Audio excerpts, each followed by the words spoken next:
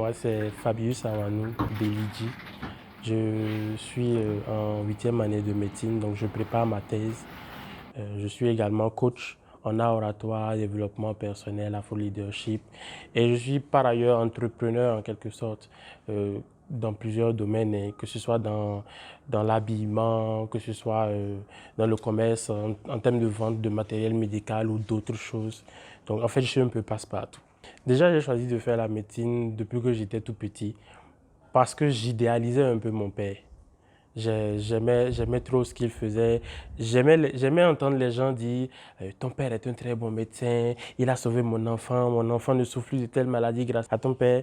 Donc, j'ai donc décidé de faire la médecine depuis que j'étais tout petit.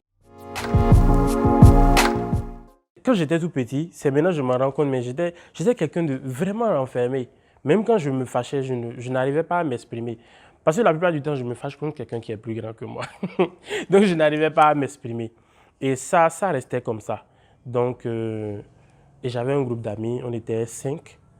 Ahmed, la Sissi, Marius et autres. Et quand ils disaient on va jouer au football, ben je les suis. Quand ils disent on va rentrer, ben je les suis. Parce que je n'avais pas vraiment l'habitude de donner mon avis. Voilà, donc c'est un peu comme ça. Mais arrivé ici, c'était un autre cercle.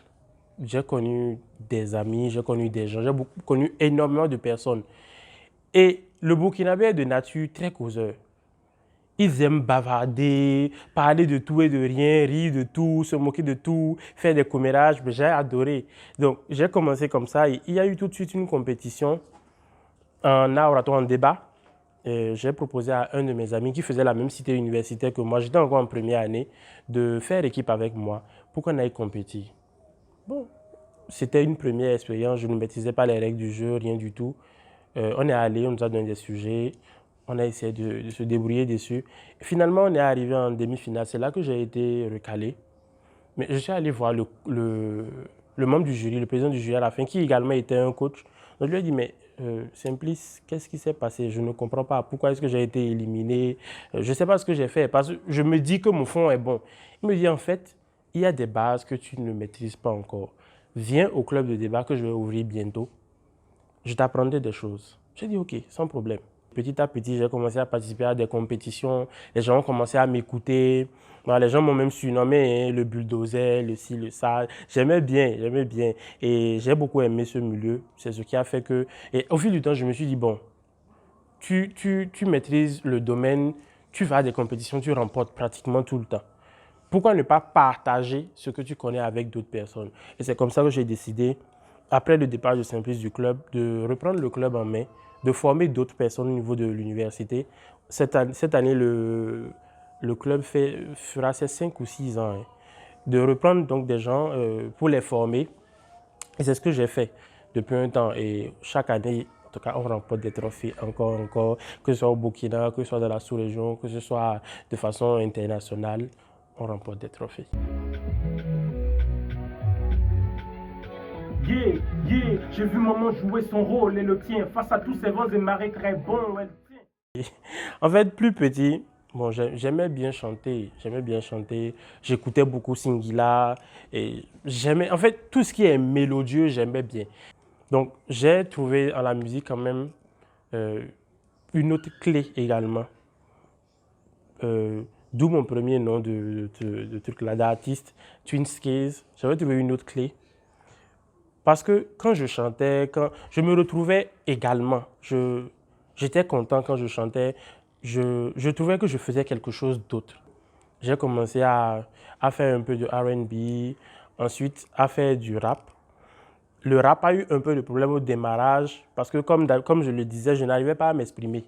Donc quand je faisais une phrase, quand je suis au top de ma forme, je donne une deuxième phrase. La troisième phrase ne vient jamais. Donc, avec le temps, quand j'ai commencé à apprendre à mieux parler, j'ai continué avec le rap. Ça donnait très bien. Ça donnait très bien. J'ai fait une chanson pour ma maman, une chanson pour mes amis, une chanson d'amour. J'en ai fait tellement, tellement. J'ai même écrit une dernière chanson pour mon père qui est décédé. C'est elle que je vais enregistrer bientôt avec un de mes amis. Donc, c'est ça. C'est ça la musique pour moi. C'est aussi un autre sanctuaire pour moi. J'ai vu mon frère devenir père, mes sœurs devenir mère. Quand je pense à toi, je retiens juste mes pleurs. Notre Père qui es aux cieux, que ton nom saint soit 100 fois sanctifié, que ta volonté soit faite sur la terre comme aux cieux, que mon Père près de toi occupe une place de roi.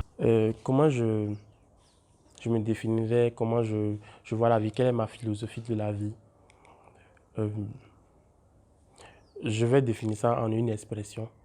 C'est le positivisme dans le réalisme. Moi, je ne vois pas les choses comme ceux qui disent non, ça va arriver, ça va aller. Non, je ne vois pas les choses comme ça. Je vois les choses, voici la situation. Voici ce que tu ne peux pas faire. Voici ce que tu peux faire. Voici ce que tu as. Et avec le peu que j'ai, je me bats pour avoir le maximum que je pourrais avoir.